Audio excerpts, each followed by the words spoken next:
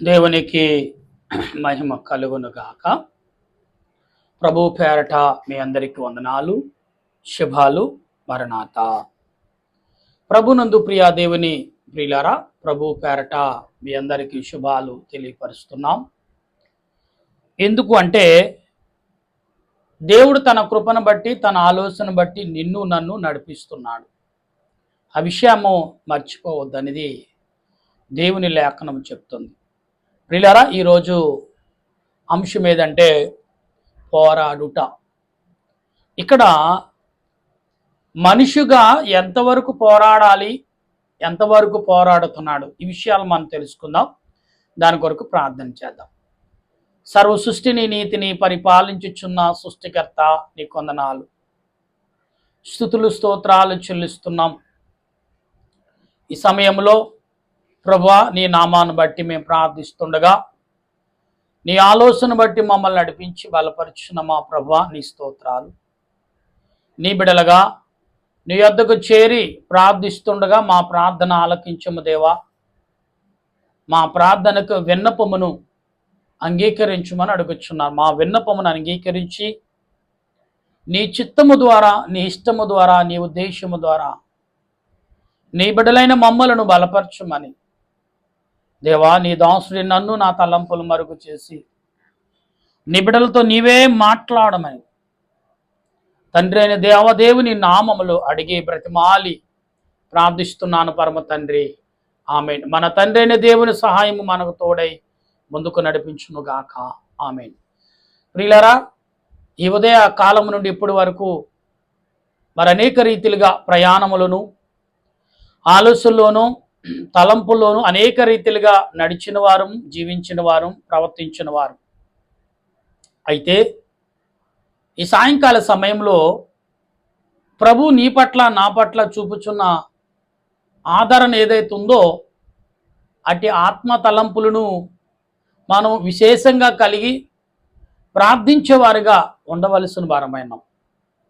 కనుక ఈ సాయంకాల సమయంలో మనం ఏవైతే ప్రార్థన చేస్తున్నామో, ఏమైతే తలంచుచున్నామో, ఏదైతే యోచించుచున్నామో ఇవన్నీ కూడా ఆత్మ తలంపులుగా మనం భావించాలి.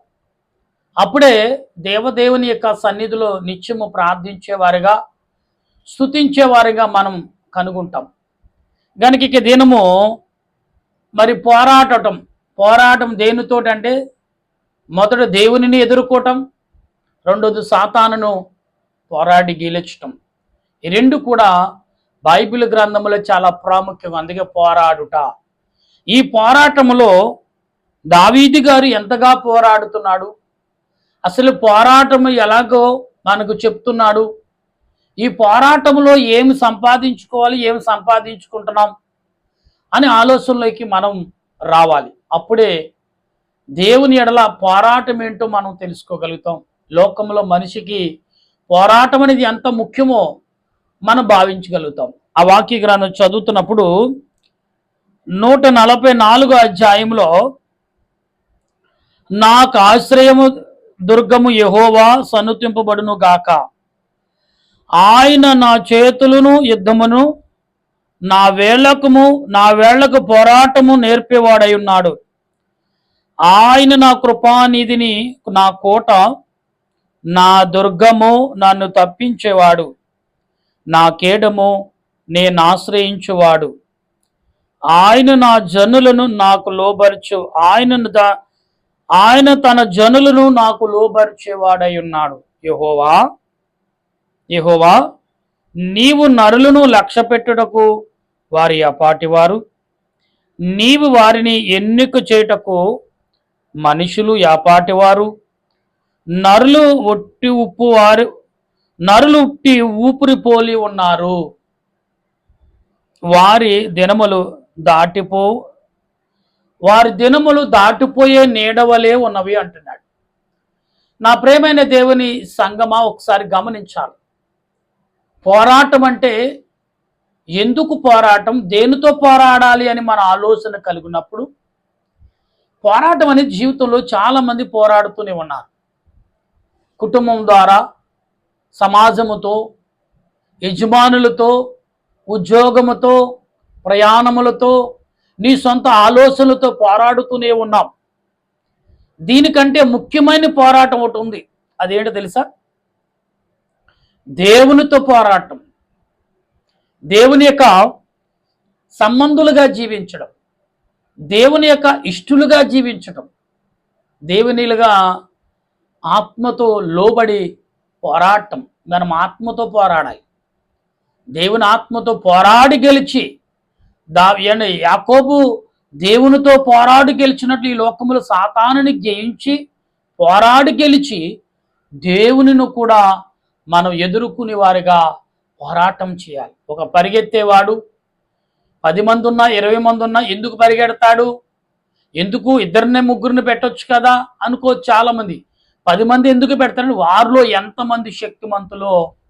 అందుకే మొదటి prize, second prize, third prize ఎందుకు పెడతారు అంటే వారు ముగ్గురు కూడా విజేతలుగా ఎందుకు నిలుస్తున్నారు అంటే వారందరినీ దాటికొచ్చిన వాడు పోరాటము తన దేహమును పోరాటములో పెట్టి పరుగులెడుతున్నాడని భావము మనకు కలిగి ఉండాలి. ఇలా ఈ 4 వచనాలు కూడా దావీదు దేవునితో పోరాడి, లోకమును పోరాడి, పాపమును పోరాడి గెలిచి మన్నన పొందిన వాడిగా దావీదు గారు కనబడుతున్నాడు. ఈ లోకంలో పోరాటం అనేది అధికారం కోసం పోరాటం చాలా మంది పోరాడుతున్నారు. ధనం కోసం కొంత పోరాడుతున్నారు. లోక పేరు కొరకు కొంతమంది పోరాడుతూనే ఉన్నారు. నా ప్రియమైన దేవుని బిడ్డలారా, పోరాటం అంటే ఆత్మ తలంపులు పోరాటం కలిగి ఉండాలి. ఆత్మ ఉద్దేశము కలిగిన పోరాటం కలిగి ఉండాలి. ఆత్మ నడిపింపు పోరాటం మనం కలిగినప్పుడు దేవుడు నీ పట్ల నా పట్ల ఎంత పోరాటం ఇస్తున్నాడు, ఎటువంటి పోరాటం నువ్వు కలిగి ఉన్నావు, ఎటువంటి తలంపులు పోరాటం నువ్వు జయించగలుగుతున్నావు కుమార్తె కుమారుడని ప్రభు నిన్ను అడుగుచున్నాడు. నా ప్రియమైన దేవుని విశ్వాసులారా, పోరాటం అంటే సామాన్యం అనేది కాదండి. నీవు నేను అనుకునే పోరాటం కాదు ఇది. ఆత్మ సంబంధమైన పోరాటము, సాతానును జయించే పోరాటం మనం కలిగి ఉండాలి. అందుకే దేవుడు ఈ అన్ని మాటలు మనకు అందిస్తున్నాడు. అయితే యెహోవా నీ ఆకాశమును నుండి మా మధ్యకు దిగిరమ్ము అంటే ఆకాశము నుంచి నీ స్థలము నుండి మా మధ్యకు దిగిరమ్ము అంటున్నాడు దావీదు. అయితే పర్వతములు పొగరాజునట్లు నీవు వాటిని ముట్టుము, మెరుపులు మెరిపించి వాటిని చెదరగొట్టుము, నీ బాణములు వాటి మీద వేసి వాడగొట్టుము. పైనుండి నీ చేయి చాచి నన్ను తప్పింపుము, మహాజలములలో నుండి అన్యుల చేతిలో నుండి నన్ను విడిపింపుము. మహాజలముల నుండి అన్యుల చేతుల నుండి నన్ను విడిపింపుమని దావీదు గారు కోరుచున్నాడు. నా ప్రియమైన దేవుని విశ్వాసులారా, దేవుని సంగమ, దేవుని బిడ్డలారా, ఆత్మ తలంపులు కలిగి మాట్లాడుచున్న వారులారా, ఆత్మ ఉద్దేశం కలిగి యోచించుచు గ్రహింపు కలిగిన వారులారా, ప్రభు నీతోటే మాట్లాడుచున్నాడు. సుమా గమనిద్దాం, దేవుడు ఎందుకు మాట్లాడుచున్నాడు, దేని కొరకు మాట్లాడుచున్నాడు అని మనం గమనిస్తూ ఉంటే ప్రియులరా, ఎన్నో విషయాలు, ఎన్నో తలంపులు మనం కలిగిన వారుగా ఉన్నాం. అయితే ఈ రోజున మాట్లాడుతున్న మాటలు వారు నోరు ఉట్టు మాట్లాడుచుండును, వారి కుడి చెయ్యి అబద్ధముతో కూడి ఉన్నది. దేవా, నిన్ను గూర్చి నేను ఒక కొత్త కీర్తన పాడుదెను, 10 తంతులతో సితారముతో నిన్ను కీర్తించెదను. నీవే రాజులకు విజయము దయచేసేవాడు, దుష్టులను ఖడ్గము నుండి నీ సేవకుడు దావీదుకు తప్పించేవాడు. అంటే దేవుడు దుష్టుడైన రాజుల నుండి, దుష్టుడైన మనుషుల నుండి దావీదుని, తన సేవకుడైన దావీదును దేవుడు రక్షించాడంటే, ఈనాడు సేవకులారా, దేవుని బిడ్డలారా, దేవుని సమూహం అని పిలబడుతున్న సంగమా, నీవు తప్పించేవాడు నీ దేవుడని నువ్వు గ్రహించుచున్నావా? దావీదు గ్రహించాడు కాబట్టి దేవుని ఎదుర్కొంటున్నాడు. అందుకే ఎదుర్కొనుట. మొదటగా సాతానును గద్దించే ఎదుర్కొని దేవునిని ఎదుర్కొనే ఆలోచన నీకు కలిగినప్పుడు ఆత్మ తలంపులు దేవుడు నీకు ఇచ్చేవాడుగా ఉన్నాడని అందుకే ఈ లోకములో ఎదిరించేవారుగా, అంటే లోకములు అందరిని ఎదుర్కొనేట కాదు, అపవాది సంబంధాలు ఎదుర్కొని ఆత్మ సంబంధమైన క్రియలు కలిగి మనము మాట్లాడేవారిగా ఉండవలసిన వారు అయ్యున్నామని మర్చిపోవద్దు ప్రియులారా. ఎందుకు అంటే దేవుడు తన క్రియలను ఏ రకంగా మీకు చూపుచున్నాడు, దేవుడు ఏ రకంగా మీకు కార్యాలను ఇచ్చుచున్నాడు అని మనం గమనించుచున్నామా? అయితే గమనించుచున్న నీవు నీ తలంపులు ఎటువంటివో, నీ ఉద్దేశాలు ఎటువంటివో, నీ ఆలోచనలు ఎటువంటివో మనం గమనించగలిగి ఉండాలి ప్రియులారా. గనుక ఆత్మ తలంపులు కలిగి, ఆత్మ ఉద్దేశాలు కలిగి, ఆత్మ నడిపింపు కలిగి మనం ప్రార్థిస్తున్నామా లేదా అనేది మన గ్రహింపు కలిగి ఉండాలి. దేవుడు నీ పట్ల నా పట్ల చూపుచున్న క్రియను ఏదైతే ఉందో అది ఖచ్చితంగా మనము ఎరుగున వారుగా ఉండవలసిన వారమైన. నన్ను తప్పింపుము, అన్యుల చేతుల నుండి నన్ను విడిపింపుము. వారి నోరు ఉట్టు మాట్లాడుచున్నది, వారి కుడి చెయ్యి అబద్ధముతో కూడి ఉన్నది. మా కుమారులు తమ యవన కాలమందు ఎదుగున మొక్కల వలె ఉన్నారు.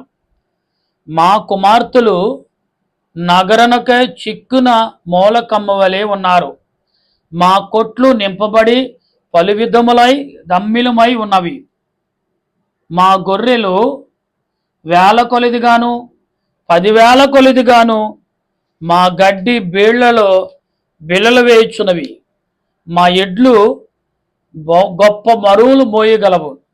మా వీధులలో చొరపటుడైనను ఉరుకులెత్తుడైనను లేదు. వాటిలో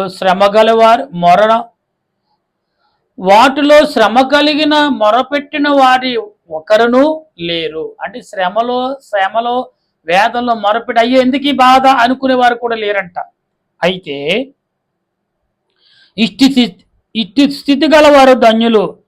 యెహోవా తమ దేవుడు గల జనులు ధన్యులు. యెహోవా తమ దేవుడు గల జనులు ధన్యులు. అందుకే దేవదాసయ్య గారు ధాన్యోడు దేవామానవుడు ధన్యోడు, ధన్యుడు అనే మాటకు దేవా మానవుడు దేవునితో కలిసి జీవిస్తే ధన్యుడేనండి. అందుకే ధన్యుడు దేవా మానవుడా. దేవుని ఆరాధించే ప్రతి మానవుడు ధన్యుడనే చెప్తున్నాడు ప్రభు.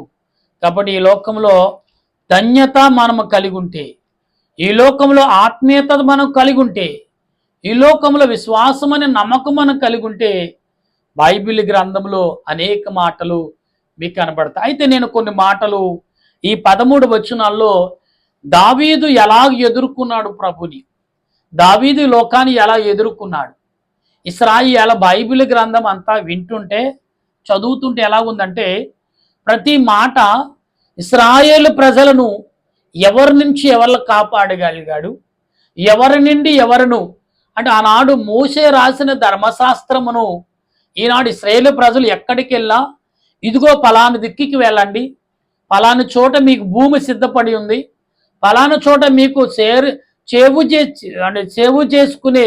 సేద్యము చేసుకునే భూమిని మీకు ఇవ్వబడుతుంది అని రాజుల ఎదుటికెళ్ళి ఇశ్రాయేలు ప్రజలు నిలబడటం బైబిల్ గ్రంథంలో న్యాయాధిపతులు, మరి యెషయా గ్రంథము, ఇలాగ మనం చదువుకుంటే ద్వితీయోపదేశ కాండము, యెహోషువ గ్రంథము, న్యాయాధిపతి గ్రంథములో కనబడుతున్న మాటలు, వారి యొక్క విధానాలు, వారి రాజుల యొక్క పరిపాలన. ఇశ్రాయేలు ప్రజలంటేనే ఆనాడు ప్రజలు భయపడేవారు. ఎందుకంటే వారు అభిషేకించబడిన వారు, వారు దీవించబడిన వారు, వారికి ఎదురు ఎవరు చెప్పకూడదు అనే విషయంలో ఆనాడు ప్రజలు ఉండేవారు. ఈనాడైతే క్రైస్తవులంటే మహా చిన్న చొనకం అయిపోయింది. ఏదో చేతకానతనంగా మాట్లాడటం, చేతకానతనంగా తీసేటి అలా అభివృద్ధి దేశాలు అభివృద్ధి కలిగి ఉందంటే అది కేవలం క్రైస్తవులే. ఇది విషయం మర్చిపోతున్నారు. ప్రభువును ఆరాధించటం, ప్రభువును ప్రార్థించటం, ప్రభువును వేడుకొనటం, ప్రభువును కొనియాడటం అనే విషయాలు ఎందుకు క్రైస్తవులు ఎందుకు వినయం విధేయత, అందుకే బైబిల్ గ్రంథములే కాదు ఈ లోకంలో పంచాంగములు రాసుకునిచున్న వారు పండితులైన వారు కూడా బైబిల్ చదవకుండా ఏ విషయం కూడా వారు దృఢపరచుకోలేకపోతారు. అందుకే ప్రతి వారి ఇంట్లో శాస్త్రుల ఇంట్లో గృహాల్లో బైబిల్ గ్రంథం ఉంటుంది. వారు రహస్యముగా దాన్ని పట్టిస్తారు, రహస్యముగా దాని గురించి తెలుసుకుంటారు, రహస్యముగా దాని గురించి ధ్యానం చేస్తారు. దేవుడు ఎలాగూ పరిపాలన చేశాడు.